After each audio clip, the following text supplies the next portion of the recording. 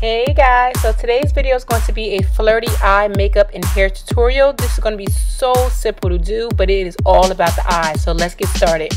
So I'm going to start off with my favorite product, which is a paint pot by MAC, and this one is in Painterly. I'm going to apply that to the lid just so that my eyeshadows stay all day and they do not crease. And I'm going to be using my Tartelette palette. I haven't been using it too often, but it is a really nice palette. I'm going to be using this light brown shadow as a transition, and it is actually skin tone, so it's just going to help me blend out the edges of my eyeshadow base. Now this is a really good palette for everyday smoky eyes. You can create so many looks with this palette. So I'm going to go in and I'm just going to darken up the crease. This is more like a brown script from MAC or a caramel by Anastasia, but it's a really good, or even Cocoa Bean by Makeup Geek. This is a really good transition color. Next I'm going to go in with this really light purple, and again I'm going to darken up the crease just a little bit more to give it some depth. I'm going to be using a smaller blending brush. It's more like a detail brush, but I really do like it. It's from Real Techniques, and I'm going to just apply that to my crease and concentrate that again on the outer parts of the eye. Now I'm going to go in with a MAC Pigment. I don't have the name offhand, but I'll leave it in the description box, that I've had forever. And you can use these pigments with water, you can use them with Fix Plus, but because I have this mixed medium that I've had forever and the bottle is so large, I'm going to use that. I'm going to use it with a flat shader brush, and I'm going to apply it to the mobile lid, which is the part of the lid that moves. I'm also going to put a little bit of the product right above that lid just so that it can make my eyes look a little bit bigger.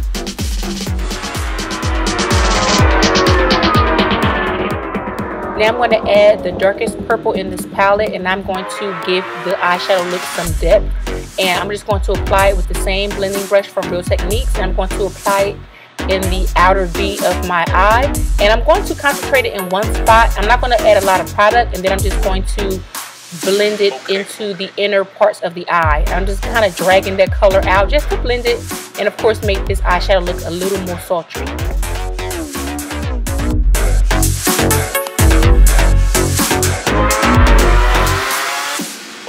Again, this next step is optional, but I'm actually using this eyeshadow because I did use a cream concealer underneath my eyebrows and I wanted to set that color. So you don't really have to do this step, but I am going to apply some eyeshadow, which is like a light beige, and I'm going to use my 217 MAC brush to blend that out. Next I'm going in with my Sigma E20 brush, which is a short shader brush. I love this brush. It's a must-have for me. If you guys are interested in any of these products, I do have a 10% off coupon code in the description box, so check that out.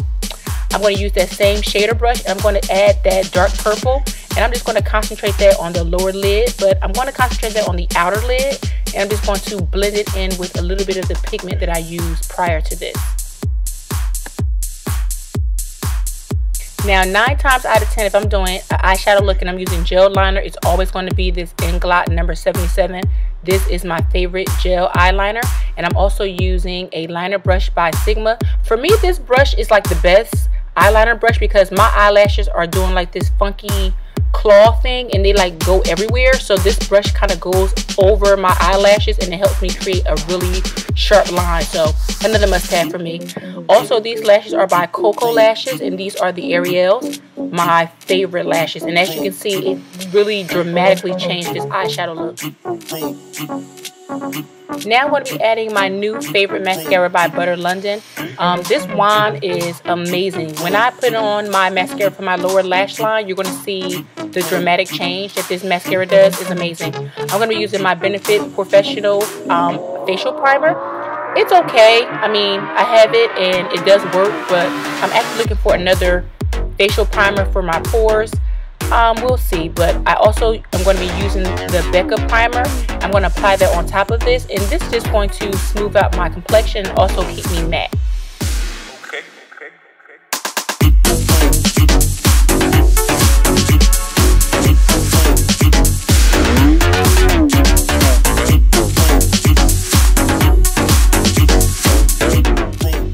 Next, I'm going to be using my foundation from Black Opal, and I'm also going to be using a powder brush by e.l.f.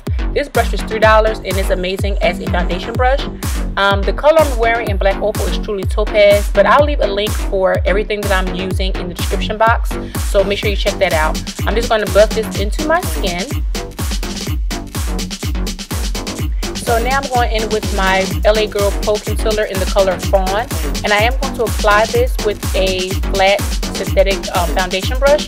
But then I actually decided I wanted to accentuate the eyes just a little bit more, so I'm going to go right back in after all of this blending, and I'm going to apply my Kevyn Aucoin Skin Enhancer, and I believe it's in, the color 11. Again, check the description box because I really don't remember, but with this Skin Enhancer, a little goes a long way. Trust me, that little jar that I have is going to last me forever.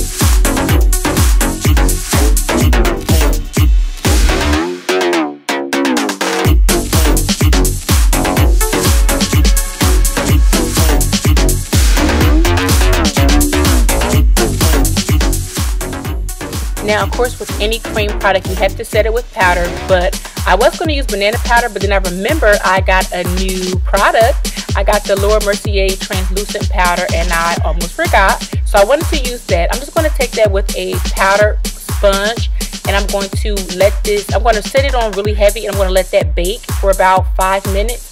And all that does is really help to set my highlight and my concealer, and it just kind of gives you more of a bright and vibrant look. I actually noticed that when I let my concealers cook for about 5 to 10 minutes, it lasts me a little bit longer throughout the day. So I've really been liking this whole process, or technique I should say.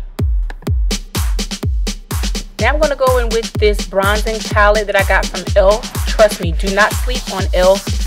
This color, this quad, I love it. I'm going to take the darker shade and I'm going to use it as a contour. I didn't want to go too dark. Normally I use Blunt by MAC, but I really like these two colors together. The pink really accentuates that bronzing color, and it just gives me a nice sparkle and glow. The brush that I'm using, I don't remember where it's from. I've had it for like 8 years and it works, so I always use that when I'm contouring my face.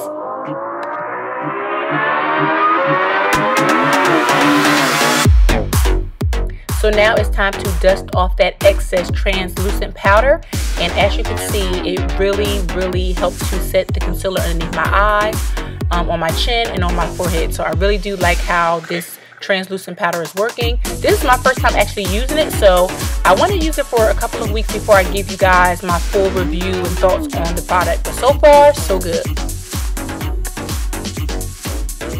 Now I'm just going to set the rest of my face with my Makeup Forever HD powder, and I'm going to use a large fluffy brush to do this.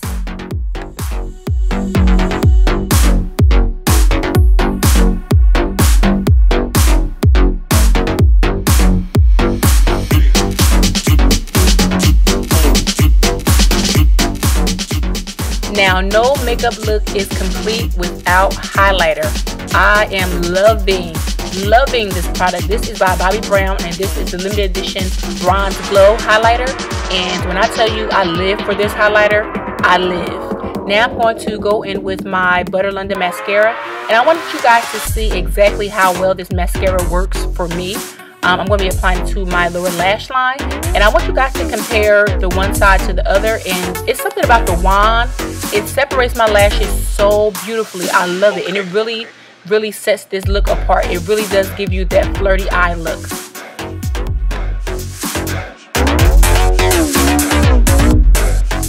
See, look at the difference. Beautiful. So this is one of my favorite lip glosses. This is by NYX, and this is called Creme Brulee. I'm going to be using this for this look. I am going to be lining my lips with a regular brown lip liner, nothing special, just a regular lip liner. But I really do like this color, Creme Brulee. I have about 4 of them, one in the car, one in a gym bag, one in my purse, and one at home. it is like my all-time favorite from NYX. So now that the makeup is complete, we gotta tackle this hair. We gotta do something about this. We just can't live like this.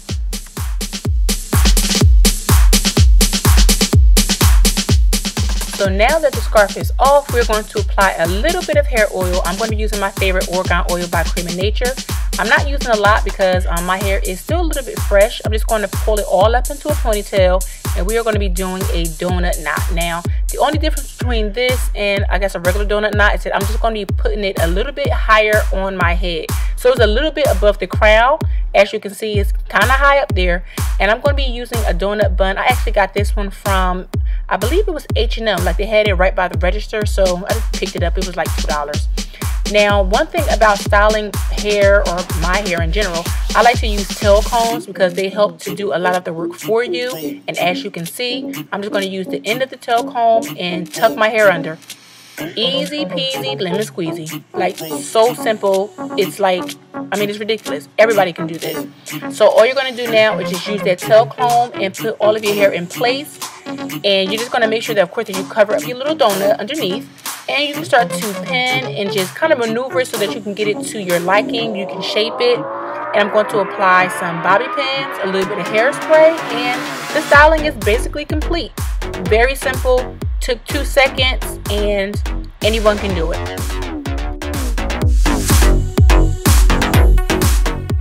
Now, I don't want my bun to be too tight. I like that towards the end of the day, some of the hairs from the ponytail starts to fall back in the back, and it just looks really sexy and fun and flirty. So I don't want it to be too tight, and I want it to be a little bit messy towards the end of the day. So not too many pins, maybe 3 or 4, and not a lot of hairspray. Now, to hold this hair in place, I'm going to be using a really light hairspray, and I'm making sure that I spray further apart. I can't use any edge controls or any gels because anything that is water-based is going to help my hair revert back to its natural state, and I want to have a nice slick ponytail. So we're going to put those hairs in place, and that's basically it for this video. I hope you guys enjoyed it. Here I go thinking I am Beyonce posing, but it was fun. So thank you guys so much for watching. Don't forget to subscribe, and see you later.